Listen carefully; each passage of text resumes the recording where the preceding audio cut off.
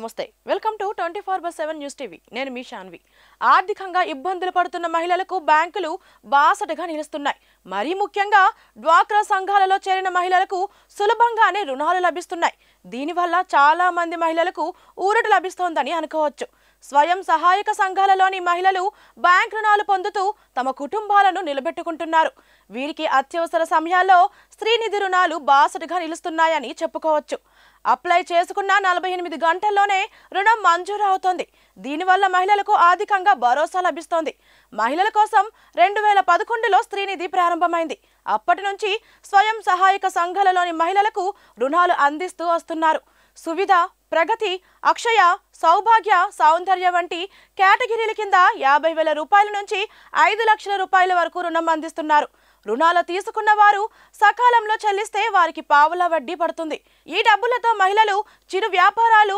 వ్యవసాయం వాహనాల కొనుగోలు ఇలా వివిధ అవసరాలకు ఉపయోగించుకొని ఆర్థికంగా నిలదొక్కుంటున్నారు కరీంనగర్ జిల్లా గ్రామీణాభివృద్ధి అధికారి రవీందర్ మాట్లాడుతూ స్త్రీనిధిలో వ్యక్తిగతంగా 5 లక్షల రూపాయల రుణాలు పొందవచ్చని అన్నారు రుణాల పంపిణీలో అక్రమాలకు తావు లేకుండా ఆన్లైన్లో మంజూరు ప్రక్రియ ఉంటుందని తెలిపారు